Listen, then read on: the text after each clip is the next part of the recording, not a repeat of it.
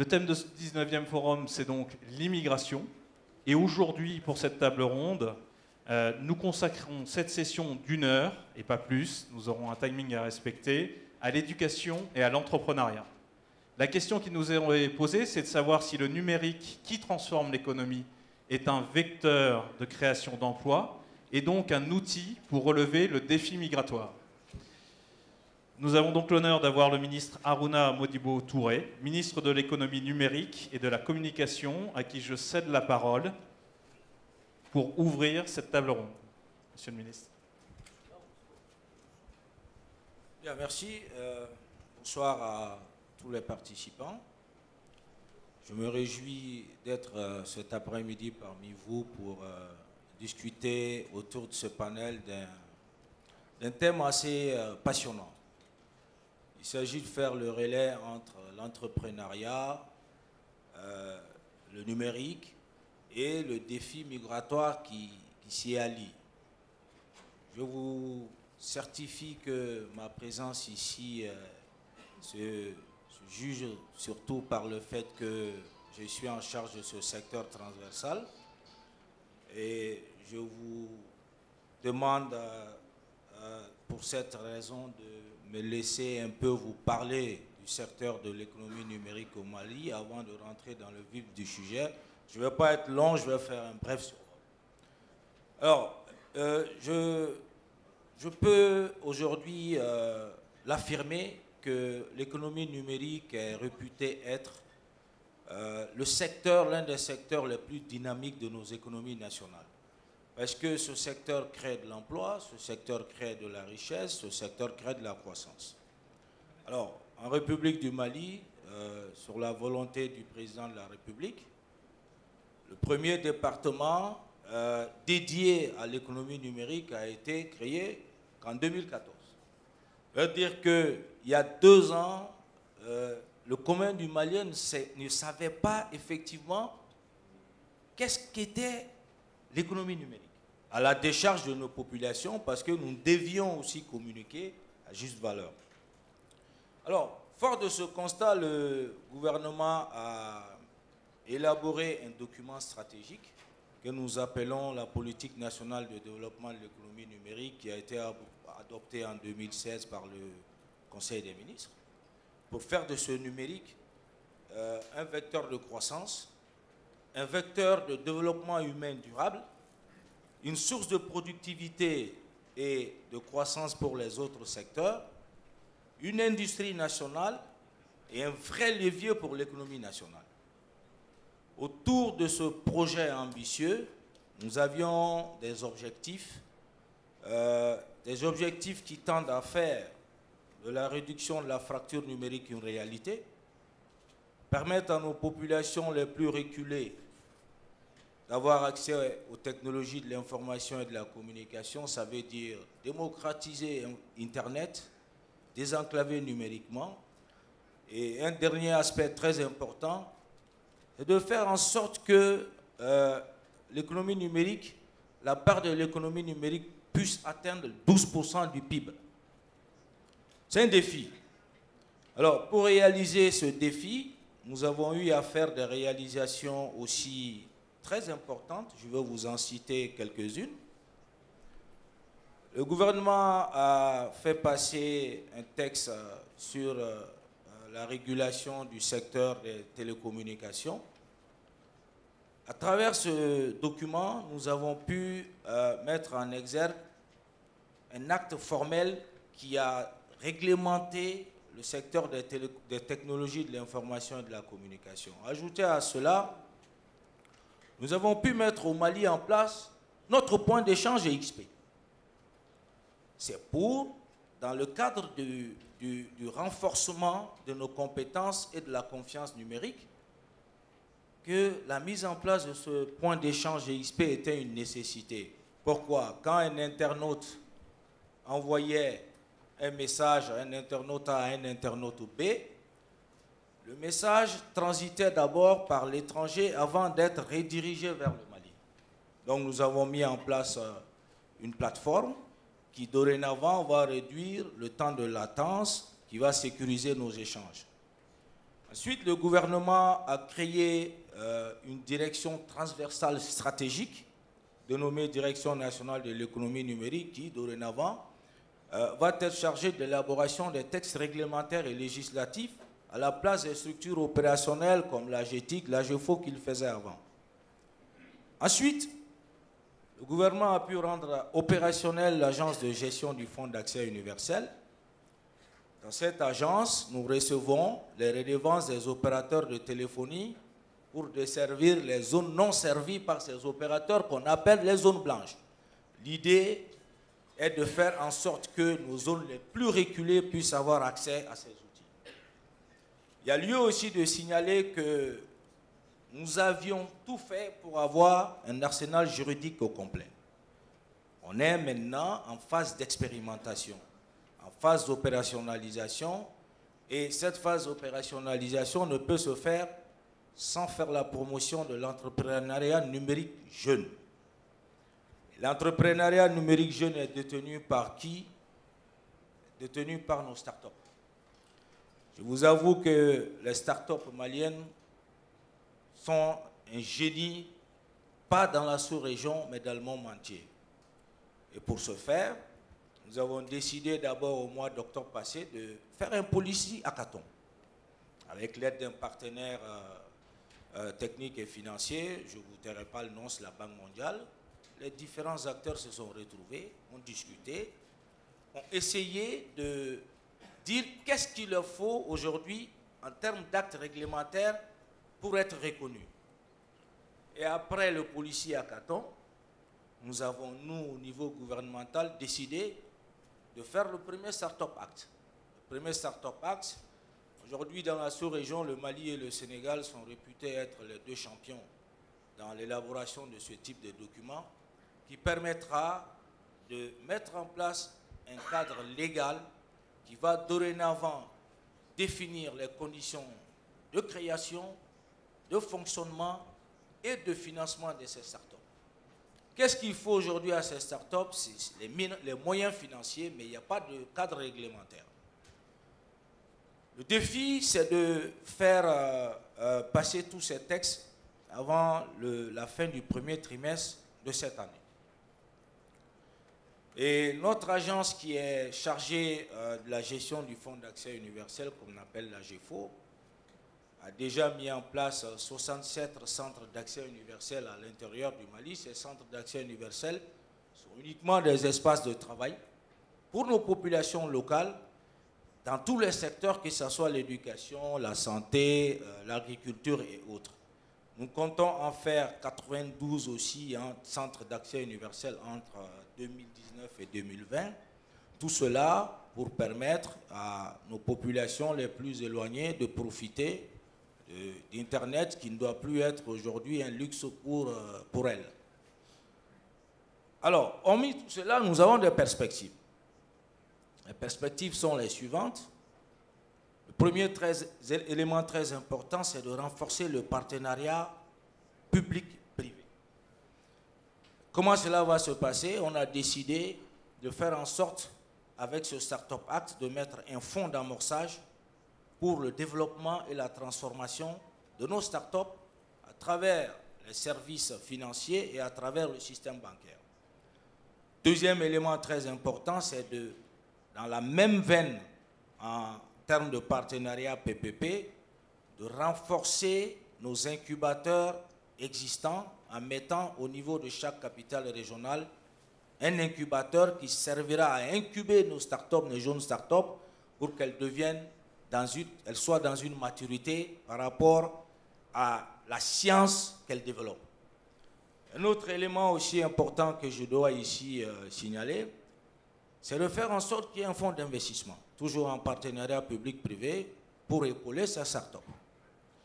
Et si on n'épaule pas ces startups, on ne peut pas aujourd'hui effectivement procéder à la transformation de notre écosystème du numérique. Et dernier élément, c'est de faire en sorte qu'il y ait plus de création d'emplois dans ce secteur de l'économie numérique. Voilà en gros un peu notre vision aujourd'hui en ce qui concerne ce secteur, qui est un secteur très passionnant et qui qui est très sur orbite aujourd'hui de par les plus hautes, le président de la République et le Premier ministre qui tiennent énormément à ce secteur.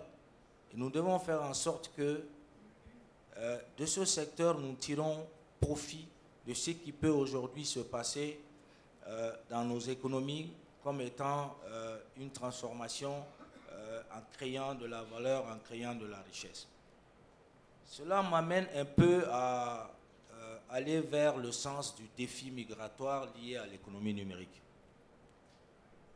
Sur cet aspect, je prendrai un exemple très précis. Comment l'économie numérique pourrait être un défi pour annihiler la migration. Alors, je prends l'exemple de l'agriculture, un exemple très simple. Vous savez que nous avons une agriculture aujourd'hui au Mali de pointe. Et l'agriculture technologique qu'on appelle l'agritech dispose d'éléments probants qui puissent faire en sorte que l'exode rural puisse être aujourd'hui oublié par nos agriculteurs. Comment cela peut se faire? Je parlais de nos startups. Effectivement, nos startups ont développé des solutions, des plateformes qui doivent en réalité permettre à nos agriculteurs, au lieu de rester que 5 mois d'hivernage sur les terres, d'y rester pour, par exemple, 11 mois. Et si nos agriculteurs restent 11 mois sur les terres, je vous rappelle que le Mali dispose de 43,7 millions d'hectares à peu près de terres arables.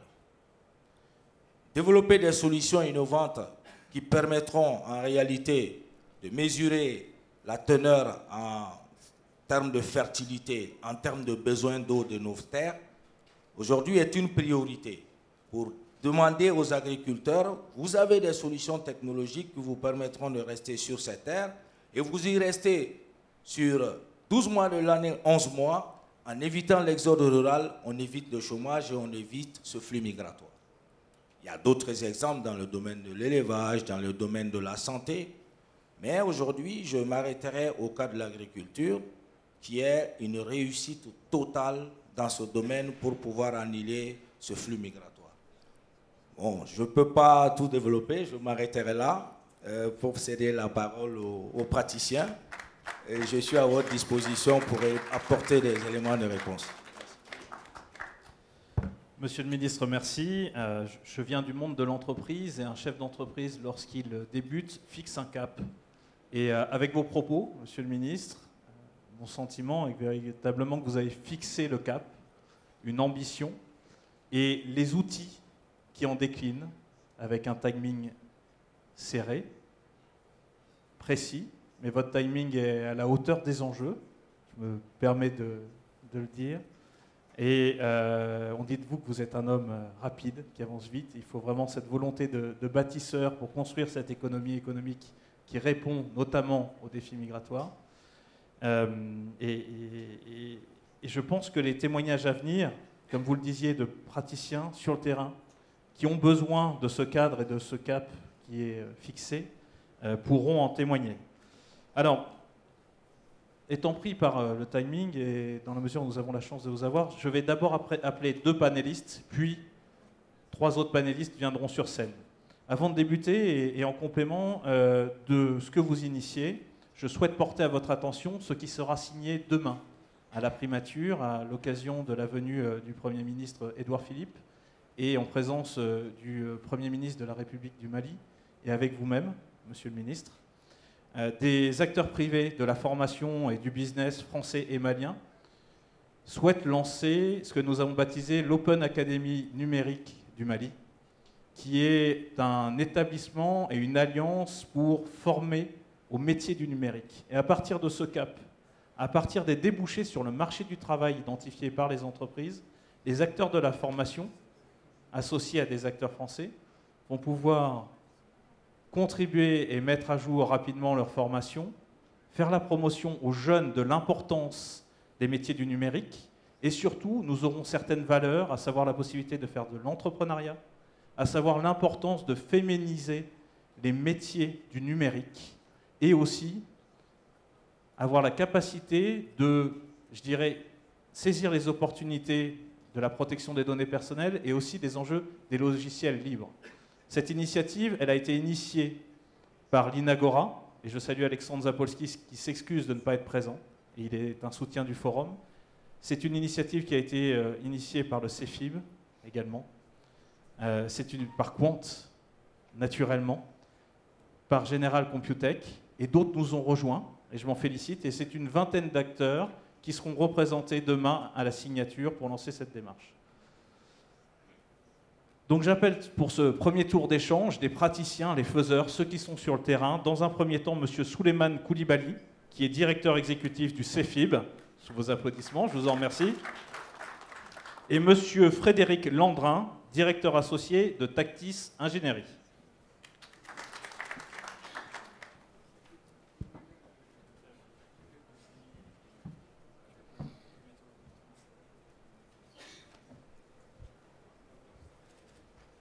Bien, messieurs, merci d'avoir répondu présent à cette invitation. Souleymane, d'abord, je vous demanderai l'un et l'autre, mais bon, d'être rapide, efficace. Si jamais on a le temps pour une question de la salle, ce serait parfait. Et puis ça permettra également à monsieur le ministre de rebondir. Donc Souleymane, aujourd'hui, toi qui es un expert sur le terrain de la formation et notamment sur le numérique, quels sont les potentiels de développement de l'emploi par le numérique en Afrique ? Comment est-ce que tu l'observes?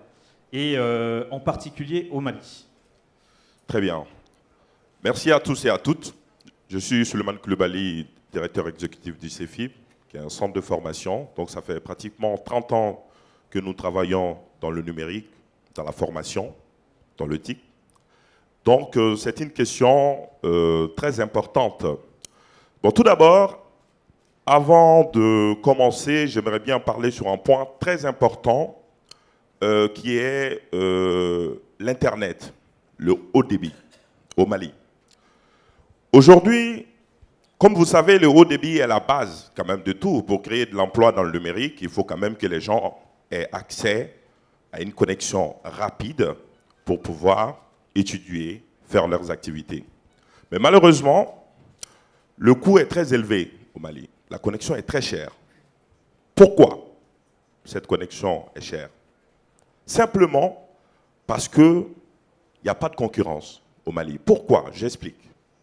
On a été confronté à ce problème au Maroc, en France, quand j'exerçais là-bas dans le temps, parce que le marché, il n'y avait que 2 opérateurs qui géraient le marché. Mais qu'est-ce qu'ils ont fait? Ils ont amené la portabilité du numéro. En fait, au Mali, malheureusement, il n'y a pas de portabilité. Je me demande pourquoi, jusqu'à présent, il n'y a pas une portabilité, parce que d'abord, les autres FAI, les fournisseurs accès Internet, n'ont pas le champ libre pour venir au Mali. Tout le monde veut venir, mais le marché est bloqué. Pourquoi? Parce qu'il n'y a pas de portabilité du numéro. Et c'est la portabilité qui peut permettre à un FAI, un provider, de s'implanter sur un marché. J'explique un peu la portabilité, c'est de donner la possibilité à un nouveau opérateur téléphonique de souscrire des clients tout en gardant leur numéro, le numéro que le client avait chez un autre opérateur. Donc, les opérateurs téléphoniques seront dans l'obligation de travailler et dans la concurrence et les prix vont baisser. J'ai vu le cas au Maroc. Il n'y avait que Meditel et Maroc Télécom qui avaient le marché. Ils ont amené la portabilité et il y a Inouï qui a pu s'imposer. Aujourd'hui, nous avons d'autres opérateurs et le coût de la connexion est très bas. Donc, je pense que c'est quand même la base pour donner la possibilité aux jeunes d'aujourd'hui de travailler sur le net, de faire leurs recherches pour pouvoir créer de la valeur. Bon, il y a un deuxième point très important, un point qui est le e-commerce aujourd'hui. Mais malheureusement, au Mali, nous sommes en retard. Pourquoi? Parce que simplement, il y a un problème d'adressage. Non seulement il y a un problème d'adressage, en plus de ça, un problème de numérisation du système GPS. Bon, il y a un travail qui se fait, parce que la dernière fois, j'ai participé à une rencontre avec la Poste, et je pense qu'il y a un travail qui se fait dans ce sens. Donc il est aujourd'hui très important qu'on ait un bon système d'adressage, qu'on ait un bon système numérique pour la vulgarisation des GPS dans notre pays, pour que les structures en e-commerce puissent s'implanter. Comme vous voyez aujourd'hui, nous avons Amazon, nous avons Alibaba. C'est des structures aujourd'hui qui créent énormément d'emplois à tous les niveaux, que ce soit au niveau c'est-à-dire de la livraison, au niveau de la collecte des marchandises, au niveau de la plateforme. Donc ça crée de l'emploi partout. Moi, je pense que c'est un élément aussi très important. Et le gouvernement doit quand même mettre en œuvre des solutions pour que nous puissions avoir une très bonne adressage au Mali et pour que les entreprises e-commerce puissent évoluer. Bon, il y a un point très important aussi dans la création de l'emploi qui est le e-learning aujourd'hui, c'est-à-dire la formation. C'est un point aujourd'hui très important. Et nous, le CEFIB, depuis 2013, nous avons créé la première plateforme mise en place au Mali depuis 2013, qui est toujours opérationnelle, pour que nos étudiants puissent apprendre en ligne, renforcer leurs capacités pour qu'ils aient les mêmes compétences que les étudiants français américains. Donc depuis 2013, nous avons mis en place cette plateforme. Et nous avons même eu la chance en 2016, avec l'appui du ministère de l'enseignement supérieur, de développer une plateforme interactive pour toutes les universités du Mali qui est toujours opérationnelle. Maintenant, le business model, c'est quoi le business model de cette plateforme? Comment cette plateforme pourrait créer de l'emploi dans notre pays? Aujourd'hui, nous avons beaucoup de professeurs très compétents, des professeurs qui ont des connaissances, des savoirs. Mais malheureusement, ils ne donnent leur savoir que dans les salles de classe. Et pourquoi aujourd'hui ne pas créer des cours vidéo avec nos professeurs pour qu'ils puissent mettre en ligne leurs cours et en même temps, au niveau aujourd'hui des plateformes, nous avons des solutions interactives de conception de contenu pour donner la possibilité à nos professeurs de concevoir des contenus interactifs en ligne. Et aujourd'hui, il y a un marché dans ça. Parce qu'aujourd'hui, un bon professeur qui arrive à mettre en place un contenu efficace, il pourra vendre son contenu partout. Nous avons des plateformes de vente comme LinkedIn, comme Eleform, comme Open. Il y a énormément de plateformes. Mais malheureusement, nous ne sommes pas dans ça. Parce que, alors que nous avons des professeurs très compétents. Et pourquoi ne pas se lancer dans ce système? Voilà. Donc, après ça, voilà. Donc, je ne veux pas... On va répartir la parole. Le but du jeu, de parler d'une plateforme interactive, c'est que l'échange entre les panélistes en présence de Monsieur le Ministre et de cette belle Assemblée puisse être interactif. Je te remercie. On a bien noté les points, Monsieur le Ministre. Le gouvernement a été interpellé. J'aimerais tout de suite apporter des éclairages. Je ne suis pas du tout d'accord avec ce qui vient d'être dit. Et en ma qualité de ministre... je vais vous apporter les éclairages nécessaires. D'abord, monsieur a parlé du coût élevé d'Internet au Mali. C'est inexact. Faites un benchmarking, vous verrez que le prix catalogue, que ce soit au Mali, au Sénégal ou en Côte d'Ivoire, ne sont pas les plus chers. Ça, c'est... Je demande à monsieur Sissoko, c'est ça? Monsieur Koulibaly, oui. Vous pouvez vous rendre chez le régulateur, il va vous donner les estimations. Et au Mali ici, les gens pensent que le coût d'Internet est plus élevé que dans les autres pays de la sous-région. Ce n'est pas le cas. Deuxième problème concernant la portabilité. Moi, je ne vois pas pourquoi on parlerait de portabilité ici. Et on dit qu'il n'y a pas de concurrence. Je vous rappelle que le Mali a 3 opérateurs de téléphonie et on est en train de recruter un 4e. Alors que dans la sous-région, on dit... même dans les pays développés, qu'il faut au minimum 3 opérateurs sur un marché. Et le marché du Mali est le marché le plus attrayant de la sous-région. Alors, je ne vois pas pourquoi, avec 3 opérateurs, nous n'avons pas de concurrence dans ce secteur. Bien entendu, pendant de longues années, il y avait une situation de duopole. Il y avait 2 opérateurs, un opérateur historique et Orange Mali qui sont venus, mais le gouvernement avait une feuille de route et savoir à quelle date on pouvait recruter un 3e opérateur. La dernière question, je n'aborderai pas la question relative au e-learning parce qu'on n'est pas ici pour vendre les solutions que les uns et les autres développent. On est là pour échanger. Le e-learning, c'est un autre débat, je ne me mêlerai pas. Par contre, le e-commerce, ce que M. Koulibaly a dit que ce n'est pas ça. La loi a été votée en 2016. Il n'y avait pas le décret d'application. Et c'est moi qui ai présenté ce texte il y a un mois en Conseil des ministres. Et le Mali a son décret relatif au e-commerce. Ce n'est pas une question d'adressage. Les textes qu'il fallait n'étaient pas là pour pouvoir démarrer dans ce process. Par contre, nous avons des startups ici qui ont développé des solutions de géolocalisation. Je vous donne un exemple. Il y a eu le premier camp numérique du Mali qu'on a organisé. Le deuxième prix a été attribué à la start-up qui est effectivement sur ce process, c'est-à-dire détecter les zones où, aujourd'hui au Mali, des zones, des centres d'intérêt ou des zones où il y a des difficultés. Donc, dire que le e-commerce, le fait qu'il n'est pas fonctionnel au Mali est lié à un problème d'adressage, ce n'est pas ça du tout. Le décret d'application n'était pas d'abord adopté par le gouvernement, il l'a été. Nous avons transféré les documents à toutes les structures concernées du secteur privé. Donc, je voulais faire vraiment cette mise au point, parce qu'on a été interpellé. Merci. Monsieur le ministre, merci. Ce qui est fort intéressant, c'est de constater que le dossier formation numérique est abordé sous l'angle marché et technicité, et que derrière, le cadre évolue pour répondre aux enjeux qui sont soulevés par les acteurs de terrain, et vous l'avez indiqué. J'introduis dans ce débat Monsieur Frédéric Landrin, qui est directeur associé de Tactis Ingénierie, une entreprise française qui réalise 50% de son chiffre d'affaires à l'export et beaucoup en Afrique de l'Ouest. Frédéric représente également la Fédération des infrastructures numériques françaises. Et je te cède la parole en te posant d'abord une question pour que tu nous parles un peu du potentiel de développement des infrastructures numériques au Mali. Et puis derrière, pour toi, puisque moi je suis un opérateur en l'air, dans le soft, je délivre un service, la recherche. Pour cela, je dois m'appuyer sur des infrastructures.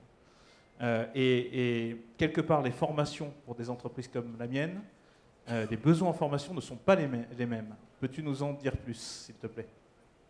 Bonjour. Donc, merci. Donc, Frédéric Landrin, effectivement, Tactis est à la fois Infranum, qui est un regroupement en fait, d'environ 170 entreprises françaises qui sont dans le secteur du numérique, principalement des équipementiers, fabrication de fibres optiques, opérateurs, etc. Donc on essaie de travailler de concert pour travailler principalement sur les réseaux d'initiatives publiques. Alors pour répondre à ta question Léonard, en fait effectivement, donc nous on travaille principalement sur les grands projets de déploiement de backbone. Donc là il y a, comment dirais-je, des projets extrêmement importants qui ont lieu en Afrique francophone, et le Mali en fait a une place très particulière de par sa position géographique, puisque si je ne me trompe pas, il y a 7 frontières avec le Mali. Il y a un certain nombre de pays, 4 ou 5, vous m'excuserez précisément, mais je crois que c'est 5, qui ont accès à la côte, donc au câble sous-marin, donc qui permet d'avoir l'accès au très haut débit. Donc ce qui est nécessaire de pratiquer, de réaliser des interconnexions avec ces pays, c'est pour permettre justement d'avoir cette capacité de faire jouer la concurrence avec les différents pays pour apporter de très haut débit sur le Mali et donc améliorer encore plus la bande passante et réduire encore plus les coûts. Ensuite, sur la partie Est, en fait, ça va permettre au Mali de s'interconnecter également avec ces pays-là pour à la fois, maintenant, devenir plutôt le fournisseur de bande passante pour ces pays qui n'ont pas également l'accès à la côte. Donc le Mali peut se positionner à la fois comme un client pour certains pays, mais également comme fournisseur pour d'autres pays. Il y a beaucoup de relations, beaucoup de communication entre les pays africains. Par exemple, je vais prendre les relations, des communications voix plus data, par exemple entre la Côte d'Ivoire et le Niger. Eh bien, ils seront obligés de passer par le Mali pour pouvoir, comment dirais-je, véhiculer toutes ces communications. Donc il y a un véritable enjeu qui est en cours, en fait, qui a déjà été initié, bien évidemment, et qui se poursuit dans le déploiement du backbone national dans le cadre des projets du ministère de l'économie numérique.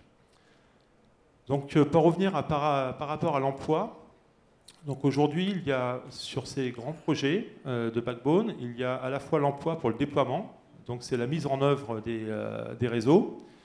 Donc là, qui nécessite des profils très très variés. C'est-à-dire ça va du simple monteur, la personne qui va faire des trous, des tranchées pour poser la fibre optique à l'intérieur. Ensuite, sur la partie fibre, on va avoir un peu plus de technicité sur les soudeurs, les personnes qui vont faire des mesures. Et on va ensuite avoir des experts en bâtiment, des experts en énergie pour bien définir, parce que le télécom ne fonctionne pas sans énergie, ça c'est pas une surprise.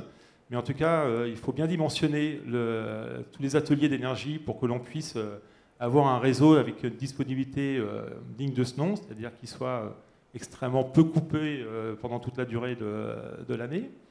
Et également dans des experts en télécom, bien évidemment. Donc aujourd'hui, nous, ce qu'on souhaite mettre en place avec l'Open Academy, c'est justement développer ces formations qui soient, je dirais, entre guillemets, accessibles à tous, et ensuite faire progresser de plus en plus vers des métiers, des compétences d'expertise. Donc un peu sur le modèle, en fait, il y a un modèle en France qui s'appelle les plombiers du numérique.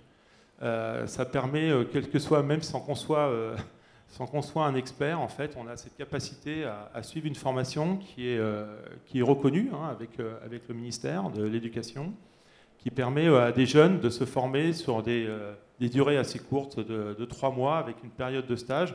Comme je vous disais, Infranum, c'est 170 entreprises. Donc l'idée, c'est également de les intégrer dans des stages. Et ça, on souhaite dupliquer ce modèle au Mali, puisqu'on a une présence dans la sous-région qui se développe de plus en plus. Donc, voilà. Merci Frédéric. Je rebondis et en 1 minute, Souleymane, si tu as la gentillesse d'apporter une réponse. C'est sur la dimension stage et on se rend bien compte de l'importance de l'apprentissage et de l'alternance pour déboucher sur le marché du travail. C'est valable aussi dans le domaine du numérique. Et c'est ce que nous souhaitons mettre en place au sein de l'Open Academy, c'est être très pratique, avec également de l'alternance, du stage et de l'apprentissage. Ta vision d'expert de la formation sur ce sujet entreprise, quelle est-elle? Sur ce sujet apprentissage, quelle est-elle? Très bien. Donc, au niveau de la formation, je pense qu'il y a un grand besoin dans le numérique aujourd'hui. Parce qu'il y a une transition numérique aujourd'hui. Toutes les entreprises ont besoin des compétences spécifiques dans le numérique. Bon, dans la formation, d'abord, dans un premier temps, il faut des profils bien motivés, des passionnés du numérique. Donc après ça, il faut des formateurs, bien sûr, bien compétents. Et le troisième point important, c'est l'accès aux ressources. Donc aujourd'hui, nous avons énormément de ressources dans le numérique, que ce soit en ligne avec, bien sûr, les professeurs. Et présentement, il y a le système dual. Il y a le dual aussi, qui donne la possibilité aux étudiants d'apprendre et parallèlement de suivre une activité dans une entreprise. Voilà. Donc, il y a un besoin énorme sur le marché malien. Et je pense que après une très bonne formation, ces lauréats pourront être insérés facilement dans les entreprises. Merci Souleymane. Avant de passer aux 3 autres panélistes, Monsieur le Ministre, peut-être un mot complémentaire sur ce qui vient d'être indiqué par nos 2 panélistes. Bon, je pense par rapport à la fibre optique, je dois rappeler aussi à cette assistance que le Mali dispose quand même de 9200 km de fibre optique, dont 6200 posés par les opérateurs privés et 3000 par le gouvernement. Alors notre idée, depuis 2017, c'est de faire en sorte que cette fibre optique soit fonctionnelle. Et pour ce faire, le gouvernement a déjà créé la Société malienne de transmission et de diffusion qui s'appelle la SMTD, qui reprend tout le patrimoine de l'ORTM aujourd'hui pour pouvoir vulgariser, commercialiser cette fibre optique. On a commencé par les 5 premières régions du Mali. Il reste maintenant la partie nord. À cause de tout ce que vous savez, nous avons des difficultés d'étendre la fibre optique vers ce tronçon. Mais il faudra rassurer ici l'assistance que avoir 3000 km de fibre optique, par exemple, non utilisée, c'est du gâchis.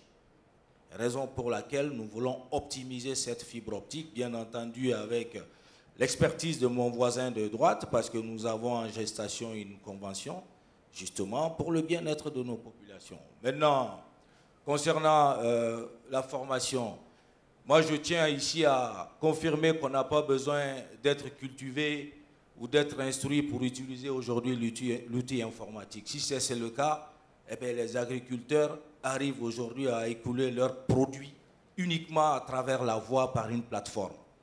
Le plus important, c'est de soutenir, comme j'ai dit, le secteur du privé. Et c'est ce que le gouvernement a fait, est en train de faire et continuera de faire. Organiser un premier concours entre des start-up, 178 start-up, sélectionner 30 pour ensuite prendre 3 qui iront à la Silicon Valley pour faire valoir leur savoir-faire face à d'autres investisseurs. Je pense que nous sommes en train de former aujourd'hui des jeunes pour qu'ils soient des génies de demain. Les autres aspects, moi, je ne pourrais pas trop développer parce que quand on parle de formation au niveau de l'éducation pour le numérique, effectivement, le numérique est transversal aujourd'hui. Si on ne commence pas, ce n'est pas les internautes ou autres, il faut commencer par l'enseignement primaire. L'enseignement primaire, l'enseignement fondamental, raison pour laquelle nous commençons à installer ces centres d'accès universel, comme j'ai dit, qui sont des espaces de travail, qui doivent être aujourd'hui normalement mis à disposition de tout le cycle de l'enseignement primaire et secondaire à partir de 2019. Donc c'est un sujet assez passionnant. Je pense qu'on se retrouvera pour en débattre à d'autres occasions, mais le gouvernement est ouvert pour prendre toutes les initiatives porteuses et positives.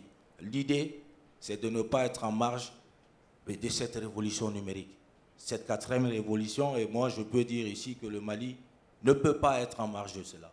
Tous les efforts qu'on est en train de déployer, c'est pour arriver au but. Et on y arrivera. Merci. Merci, Monsieur le Ministre. Merci au CEFIB et merci à Tactis de votre participation au panel. J'ai le plaisir d'inviter les 3 autres panélistes. Mohamed Diawara, qui est PDG de General Computech.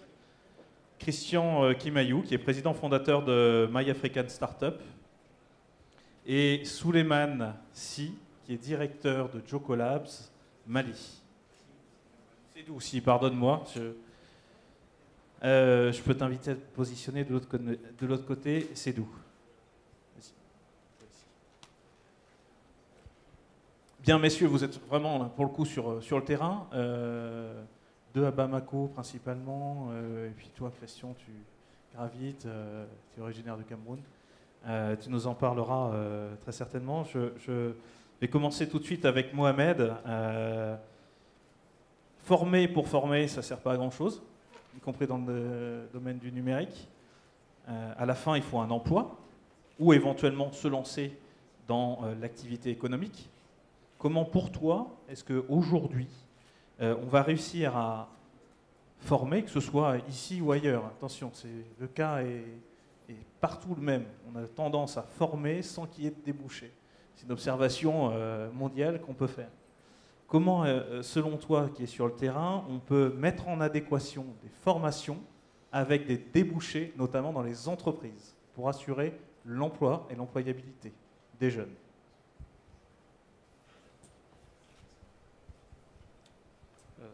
Bonjour, Monsieur le Ministre. Bonjour, cher public.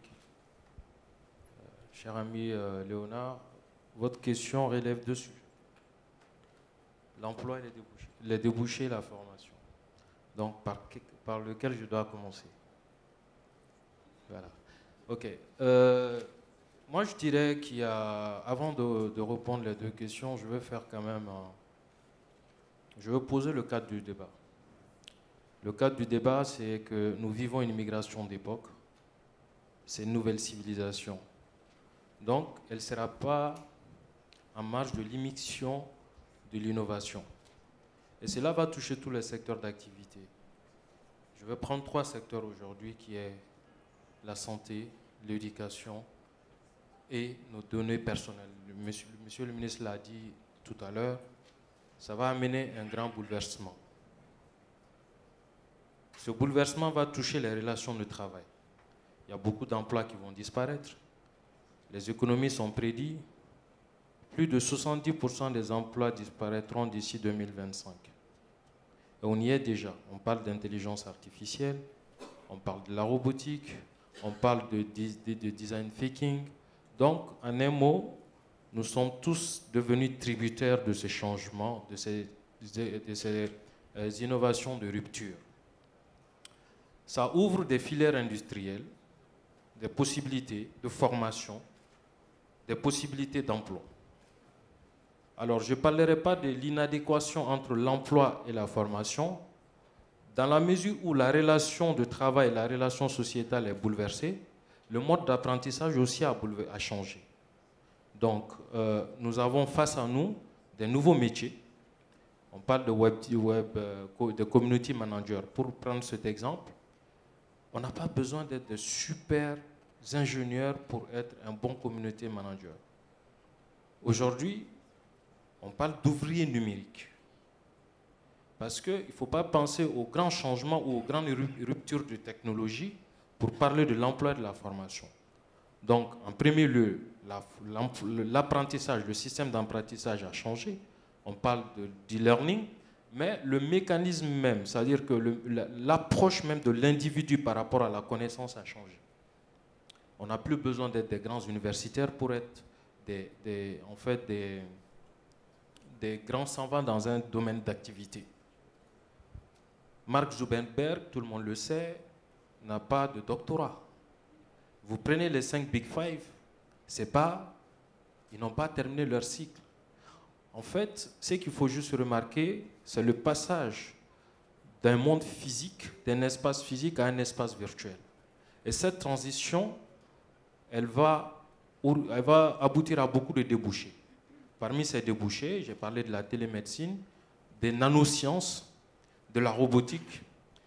Pour prendre l'exemple uniquement de la télémédecine, selon les experts, nous aurons à l'horizon 2050 plus de 2 millions d'emplois et plus de 60 nouveaux métiers dans l'industrie de la télémédecine. Donc pour moi, ça donne beaucoup de perspectives en termes de création d'emplois. Mais pour cela, vous êtes d'accord avec moi qu'il faut créer un cadre pour cela. Et le ministre l'a dit, la première des choses, c'est de créer un cadre légal. À son arrivée, je pense que, comme il a dit, je pense que, monsieur le ministre, je peux me permettre du terme, on l'appelle monsieur TGV. Parce qu'il y avait beaucoup de réformes qui n'étaient pas déjà engagées. Sur la loi sur la cybercriminalité, la loi sur la protection des données à caractère personnel. Je crois qu'avant-hier, il y a eu la loi sur la cryptologie, les agréments. Donc, il y avait d'abord des préalables à cela. On parle de technologie, mais il faut d'abord un cadre légal. Ce cadre légal, pour moi, c'est l'épine dorsale de tout le changement et ce bouleversement de notre environnement numérique. À cela s'ajoute le renforcement des capacités, le capital humain.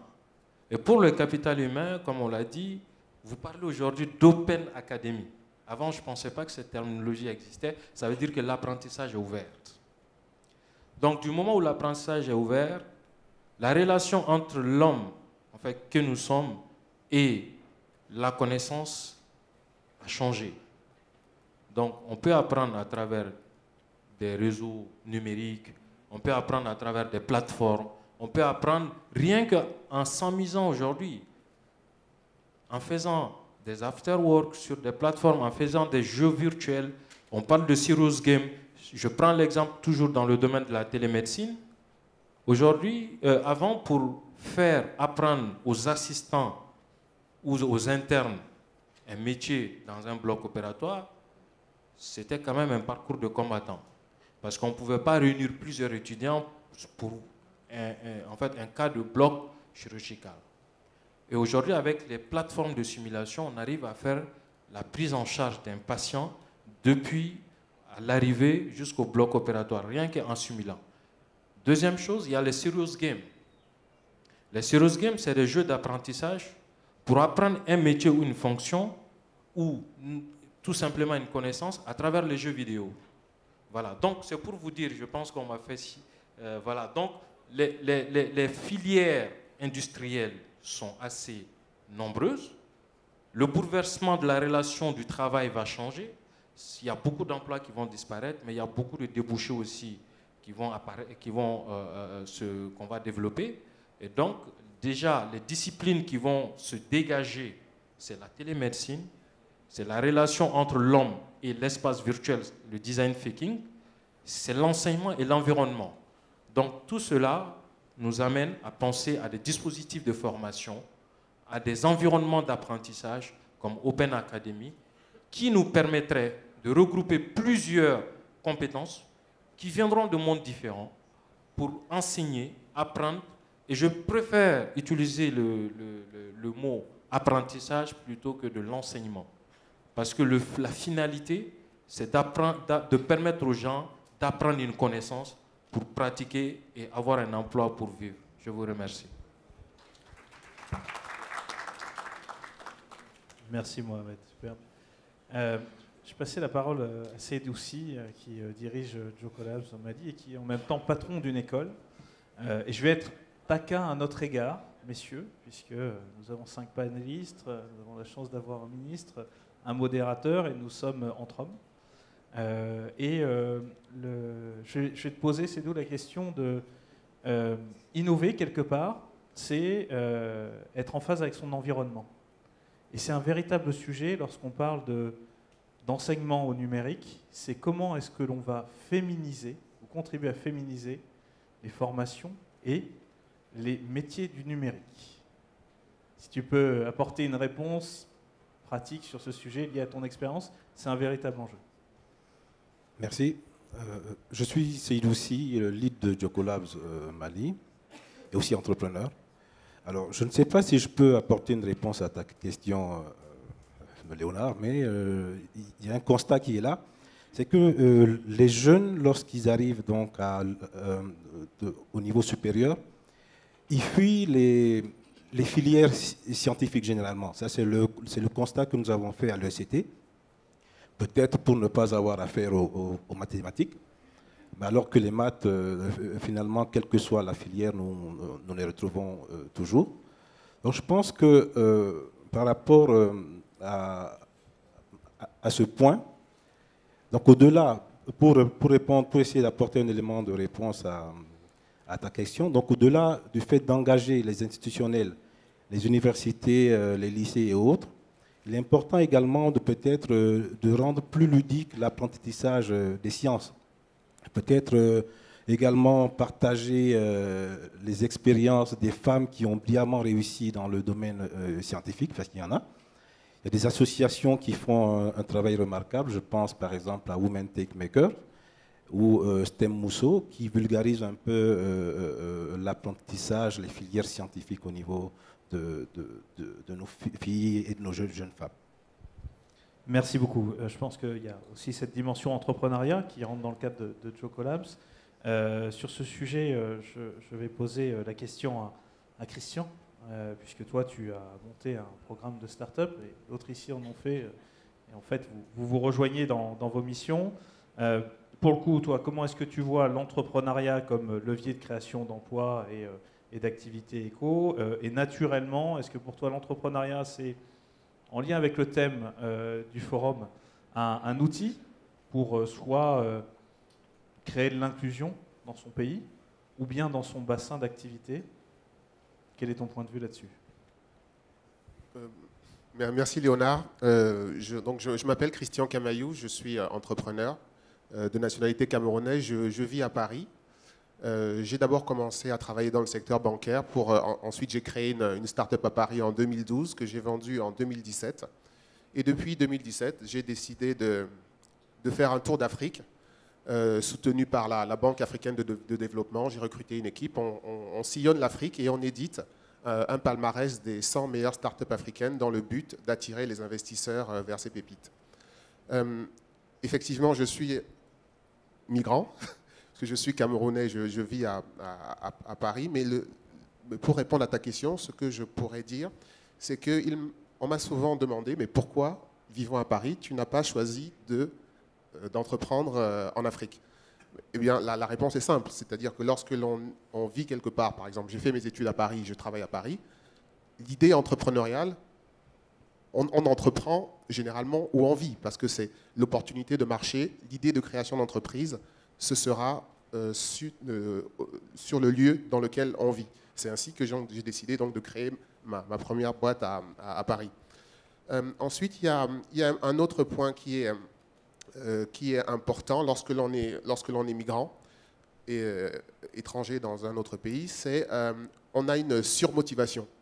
Parce qu'on n'a pas, je dirais, le droit à l'échec. C'est un peu à l'image de l'étudiant qui part faire ses études à l'étranger. Il est beaucoup plus motivé probablement que l'étudiant français parce que ses études lui coûtent probablement plus cher à ses parents. Et l'entrepreneuriat, pour l'entrepreneur étranger, c'est la même chose. Il est beaucoup plus gratifiant de revenir dans son pays avec un succès. Et puis, il y a un troisième point qui me semble important lorsque l'on est étranger, qu'on entreprend dans un pays et qu'on est étranger, c'est on est forcément remarquable et remarqué. Parce que à Paris, lorsque je participe à des événements autour de l'entrepreneuriat, dans l'univers du numérique, il n'y a pas beaucoup d'Africains. Et pour moi, c'est un atout parce que les investisseurs me remarquent plus facilement. Et donc, c'est quand même appréciable. Et ce que je peux dire également au niveau de l'entrepreneuriat, contrairement à l'emploi salarié, c'est qu'il n'y a pas de plafond de verre. C'est-à-dire que si vous décidez d'entreprendre, vous avez votre destin en main et vous avez, je dirais, une niaque extraordinaire. D'ailleurs, l'investisseur, le raisonnement, l'investisseur, il ne regarde pas votre couleur de peau, votre nationalité. Si votre business vaut le coup, il va mettre de l'argent. Ça, c'est par rapport au premier point. Maintenant, par rapport à l'inclusion, de mon point de vue, lorsqu'on discute entre entrepreneurs, on ne considère pas qu'il est de notre rôle de résoudre des problèmes sociaux. Lorsqu'on entreprend, on a ce qu'on appelle un intérêt égoïste. On se concentre sur notre objectif, monter notre boîte, et si la société grandit, on va recruter, on va gagner plus d'argent, on va distribuer des salaires. Et donc, c'est ainsi que, de cette manière que l'entrepreneur raisonne. Et enfin, je pourrais peut-être donner quelques exemples, peut-être 2 ou 3, si tu me redonnes la parole un peu plus tard, de 3 pépites donc, qui méritent l'attention. Merci beaucoup pour ce retour à la fois de terrain et de cœur. Il nous reste, monsieur le ministre, 5 minutes et je souhaiterais que monsieur le ministre, naturellement, ait le mot de la fin. En 1 minute, c'est d'où sur cette dimension entrepreneuriale et le migratoire, après cette question sur les femmes. Est-ce que tu as un complément à apporter à ce que disait Christian ? Et il y aura 2 questions de la salle. En 1 minute, c'est d'où ? Pas plus. Ok, pas plus, mais j'aimerais bien savoir en fait à combien Christian il a vendu sa start-up avant de répondre. Mais en fait, moi je pense que le socle déjà de l'emploi et de l'entrepreneuriat, c'est d'abord la formation, l'éducation. Parce que lorsqu'on regarde, vous vous imaginez, il y a 62% de la population malienne n'a reçu aucune éducation. Maintenant, il serait intéressant de savoir sur les 38% qui restent, qui allait au bout du primaire, du collège, ainsi de suite. Et la population qui émigre est à rechercher dans ce canevas-là. Je pense que une éducation, une formation intéressante pourrait permettre de stabiliser ces populations. Et vous vous imaginez, je connais un jeune qui a investi, qui a fait cotiser à sa famille près de 4 millions de francs CFA, qu'ils ont distribué dans des circuits pas très obscurs pour pouvoir aller en France. Et je me dis que si ce jeune avait un niveau minimum d'instruction, donc ces 4 millions associés aux compétences qu'il aurait eues, lui auraient permis certainement de saisir un certain nombre d'opportunités. Donc au-delà de l'entrepreneuriat, parce que pour pouvoir entreprendre, saisir une opportunité d'emploi, il faut déjà avoir un certain nombre de compétences, un certain nombre d'instructions. Donc je pense que c'est le socle. C'est vraiment la première brique qu'il faut poser. Je te remercie. On va passer directement aux questions de la salle, comme ça on fléchera vos questions à la fois sur Mohamed et sur Christian. Monsieur le ministre, n'hésitez pas à adresser vos questions aux deux autres panélistes. On va prendre que 2 questions. Madame, là-bas, s'il vous plaît, très rapidement, en allant directement à la question, s'il vous plaît. Alors, si vous avez un micro qui marche. Est-ce que quelqu'un peut s'occuper du micro de madame ou vous allez prendre le mien?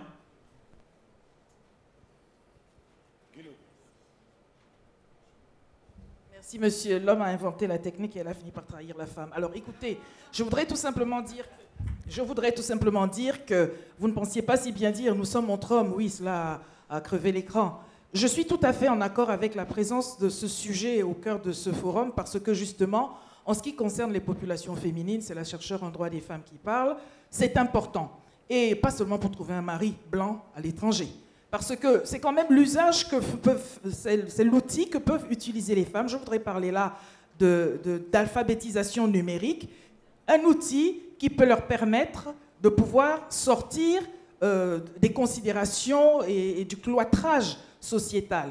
Donc au travers de l'usage d'Internet, pas seulement en tant qu'usagère, mais aussi en tant que professionnelle. Et là, en l'occurrence, quelqu'un disait, il faut vraiment pouvoir apprendre, comme c'est un outil que ces populations, messieurs surtout n'écoutez pas, merci, comme c'est un outil que ces populations féminines utilisent déjà, elles peuvent d'autant plus facilement en faire un moyen, comment dirais-je, une activité génératrice de revenus et puis se professionnaliser. Elles n'ont pas à rester dans le couloir des microcrédits, des microfinancements.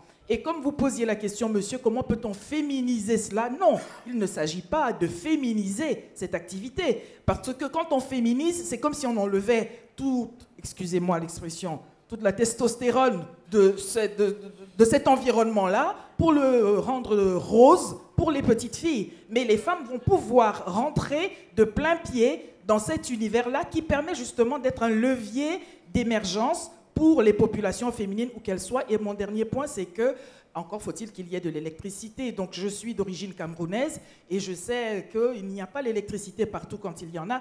Donc peut-être que les techniciens, eux, savent comment faire avec le solaire pour concilier ces aspects-là. Parce qu'il y a plus de 62% de la population féminine, là je parle du Cameroun, mais c'est certainement identique ailleurs, qui sont de véritables actrices de développement et on ne peut pas imaginer qu'elles est à faire l'économie du numérique. Et pour le reste, je ne manque pas la prochaine édition ici sur comment utiliser le numérique pour que les populations féminines, elles aussi, participent au PIB. Je vous remercie.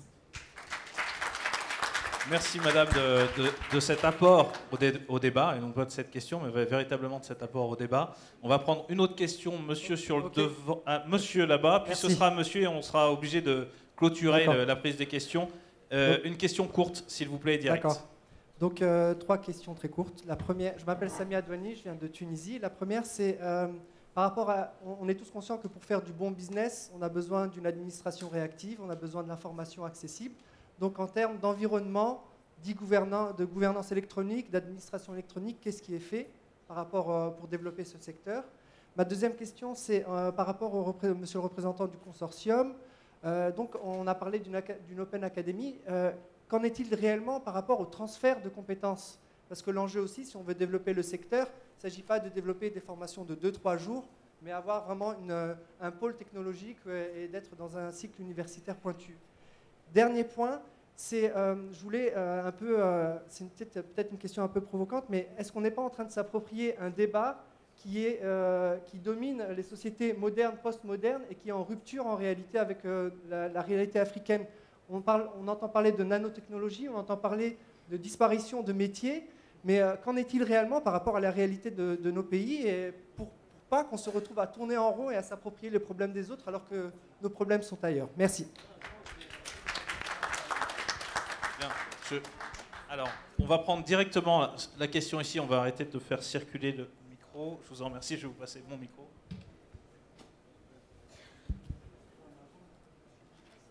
Oui, moi je voudrais qu'on refasse le raccord entre le sujet du numérique, le digital, et la question de la migration. Parce que vous n'en avez pas parlé sur les 2 panels, alors qu'il me semble que la meilleure façon de lutter contre les migrations, c'est justement d'avoir une très bonne connexion à Internet. Les gens qui migrent vont chercher de l'argent. Avec Internet, il faut dire à cette jeunesse que vous savez, les feuilles de corosol se vendent 8 € un petit sachet.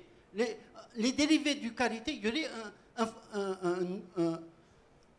une extraordinaire possibilité de vendre dans le monde entier, de prendre la connaissance dans le monde entier à partir d'Internet. Ça, c'est la première chose. Et monsieur le ministre, comme on vous appelle monsieur TGV, je voudrais vous soumettre une idée qui ferait augmenter le PIB du Mali de 2% en une année, rapidement. Vous mettez une plateforme avec... Non, écoutez, c'est simple. Vous mettez une plateforme avec un blockchain, si c'est possible, hein, pour que tout propriétaire qui a un problème sur un terrain, en ville ou bien en cadastrage de terrain, fasse le rapport et dise où est son plan de terrain. Là, déjà, la justice, vous allez la soulager, les avocats vont s'appauvrir et vous allez augmenter le niveau du cadastrage de tout le Mali et forcément, quand ils vont devant les terrains, vous allez vous enrichir.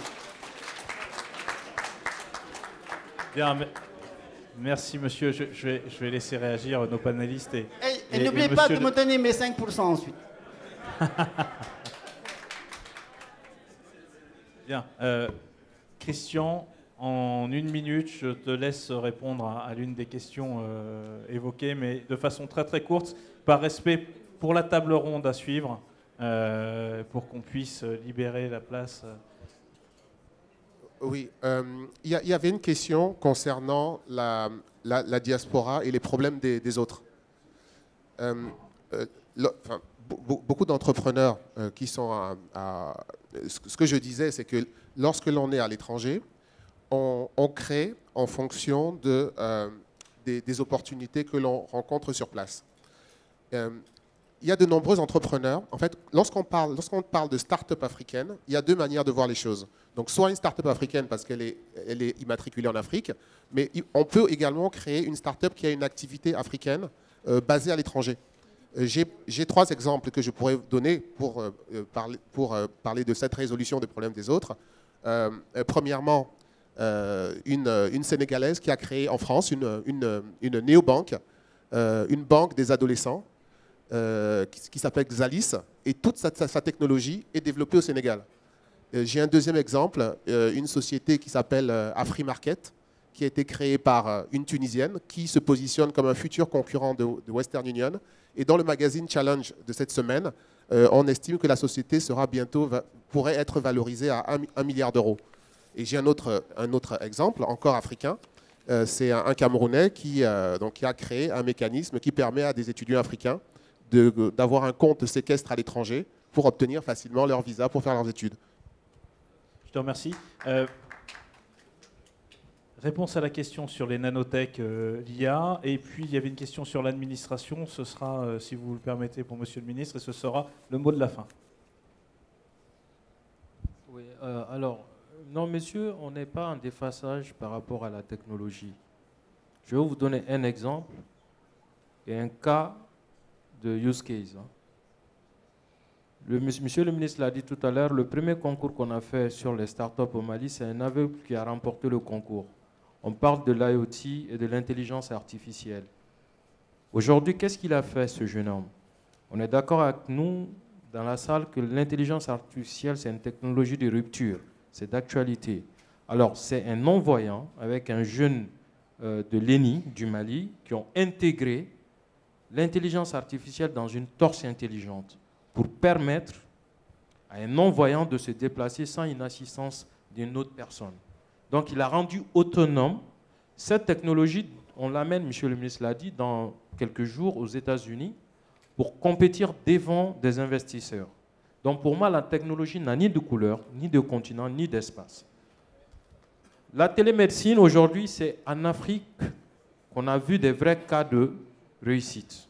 Parce que la nanotechnologie, c'est quoi? Je ne pense pas, on peut continuer le débat après, mais je pense qu'il ne faut justement pas faire la différence ou donner une coloration à la technologie. La technologie n'a pas de coloration, la technologie n'a pas de territoire.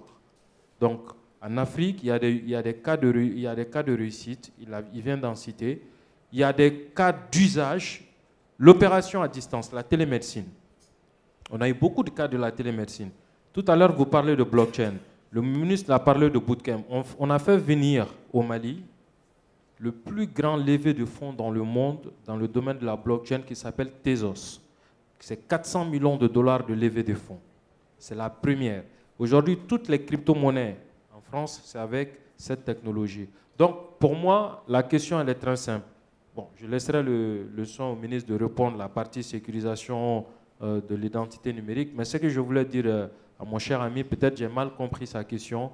La technologie n'a ni de couleur ni d'espace. C'est un cas d'usage. On a des besoins. En fonction de nos environnements, on réfléchit sur des solutions. Et heureusement qu'il y a des contraintes. Heureusement qu'il y a des difficultés. Parce que s'il n'y a pas de contraintes, il n'y a pas de difficultés, il n'y a pas d'opportunités. Merci.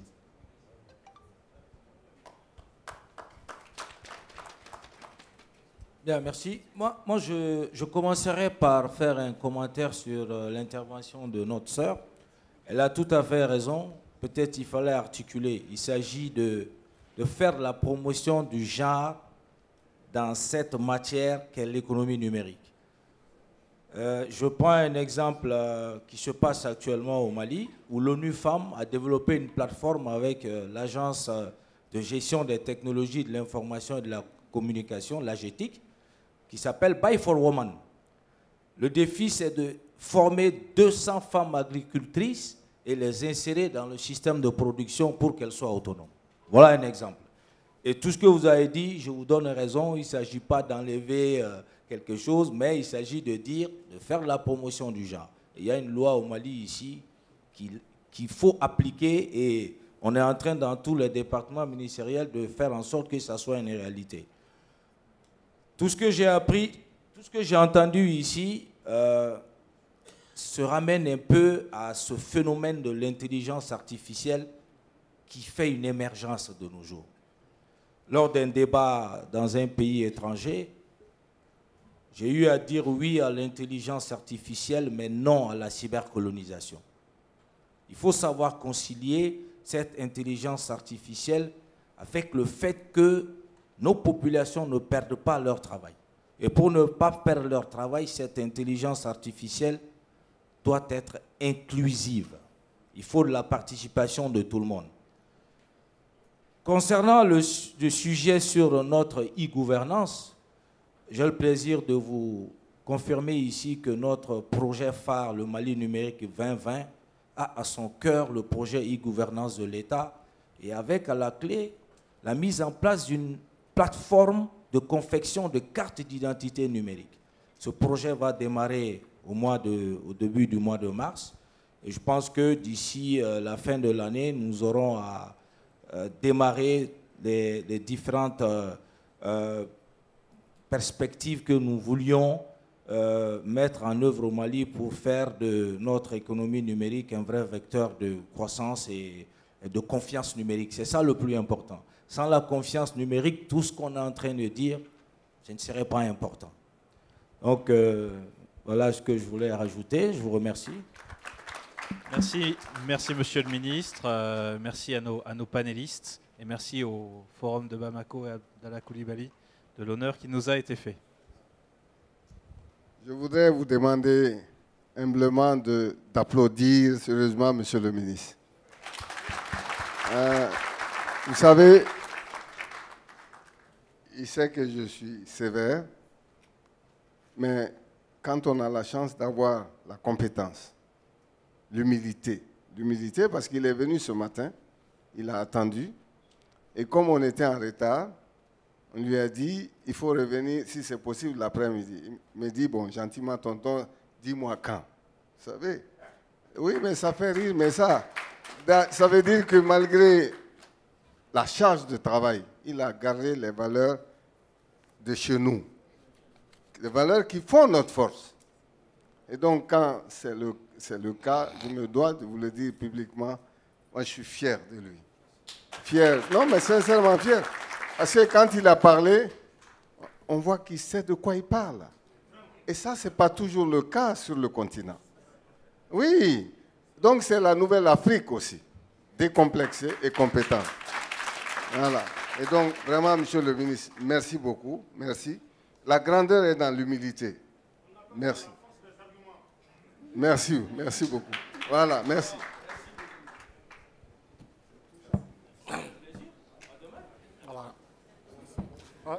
Non, il faut le poser.